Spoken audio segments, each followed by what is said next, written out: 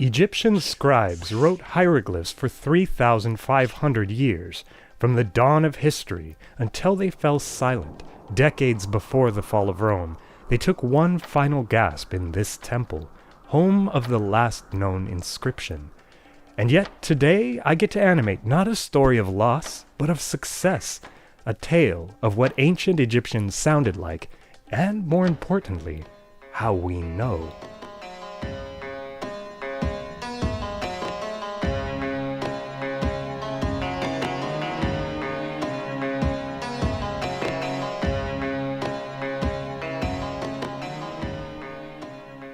There's a popular narrative about the rediscovery of ancient Egyptian. It involves a Frenchman, an Englishman, and a stone. The first time I heard it, I remember cozying up on the couch to some documentary. You know, one where the camera pans slowly through pillars across temple walls, then cuts to a bright sun flare and clashing synth cymbals. It went like this. In ancient times, the hieroglyphs were forgotten. Dusty relics until the 1800s, when Napoleon invaded Egypt. A stone was found, the Rosetta Stone. Scholars marveled over the puzzling strings of birds and snakes and hooks and limbs. The stone bore 2 Egyptian scripts and, auspiciously, a rough translation in perfectly readable Greek. Champollion and Young both raced to unlock its secrets, tediously matching names in the Greek text back to the mysterious Egyptian symbols. By most accounts, the Frenchman won the game, and the language of Egypt was at long last restored.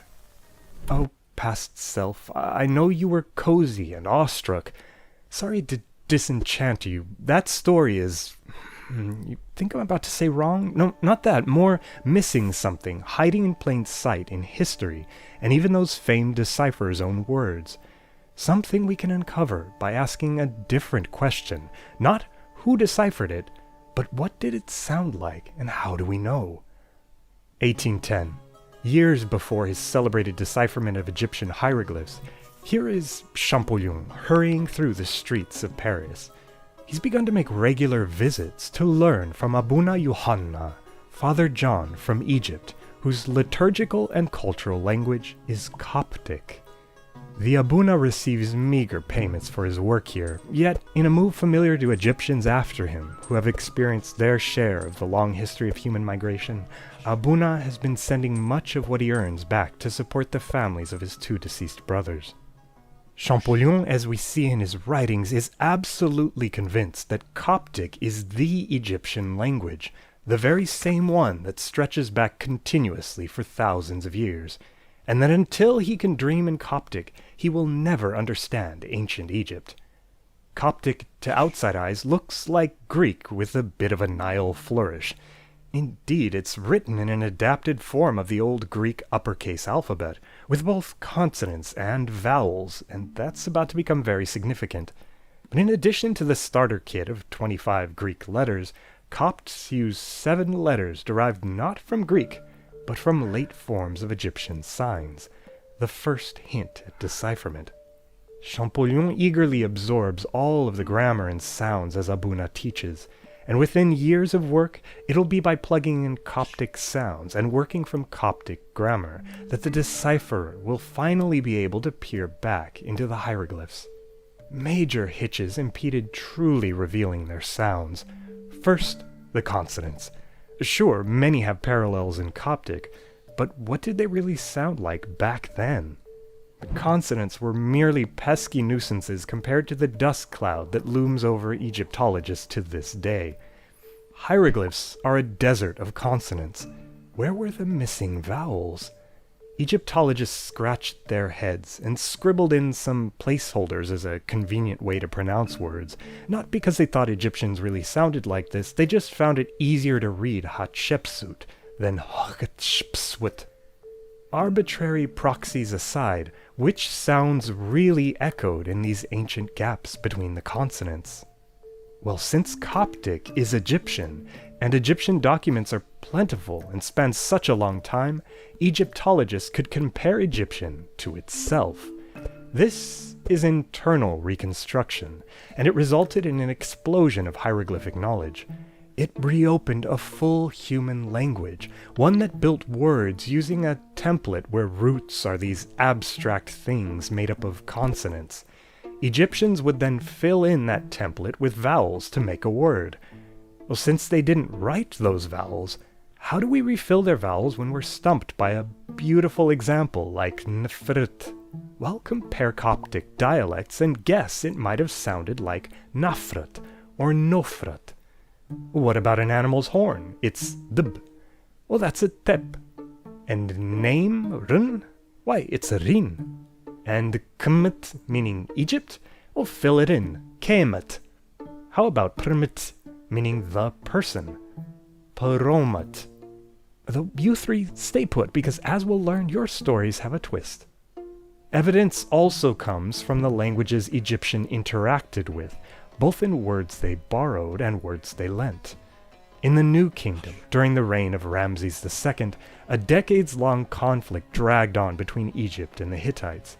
Wearily, the two sides settled on a peace treaty. They wrote this treaty in two versions, in hieroglyphs on a temple wall at Karnak, and on tablets in cuneiform. The elaborate hieroglyphic title of Ramses starts with two words, Nesut, king of Upper Egypt, and Biti, king of Lower Egypt. Well, in cuneiform, these get written out entirely in syllables. After comparison, you might reconstruct an old pronunciation, like Nasi Biyat. Do you notice something?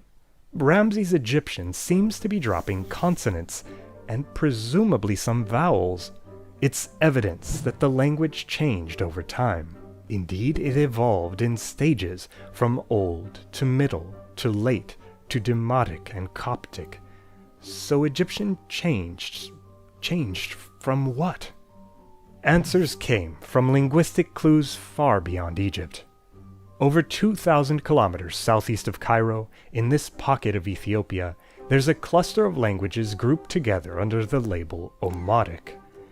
The people here are of course perfectly comfortable with their languages, while linguists are left less comfortable. To many, Omotic shares traits with a broad family throughout North Africa and West Asia called Afro-Asiatic. But Omotic is hard to classify, to such an extent that others don't see family traits reflected at all. So why this detour? Simply because the traits used to make the call on Omotic are found in other languages.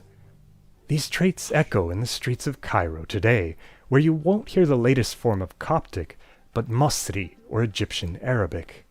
Arabic is in the Semitic branch of Afro-Asiatic, and by the way, it was in Arabic that medieval scholars made the first attempts at relating hieroglyphs to Coptic sounds. Who else should have these family resemblances but Egyptian?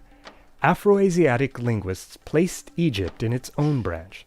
They compared these various branches and traced them back to a common ancestor, Proto-Afro-Asiatic, leaving us with a picture of the position of Egyptian within a family. Now you could look for sounds by rewinding up from Coptic to ancient Egyptian. You could also start to fast forward down from prehistory and triangulate sounds from a more remote past, ancient even to them. Sure, Coptic easily fills in the E in rin and the A in tep. On the other hand, there are words where Coptic doesn't match the vowels in its Afro-Asiatic relatives. In fact, it looks like many O's must have been earlier A's. Anok, the pronoun I, came from an older Yanak. And do you remember the way I said the word for person with an O, Roma? Well, that shifted from earlier Ramat. And when I guessed that beautiful might be Nafrat or Nofrat, well, now we know why. It changed in stages from Nafrat to Nofra. Scrutinizing sound changes gets tricky.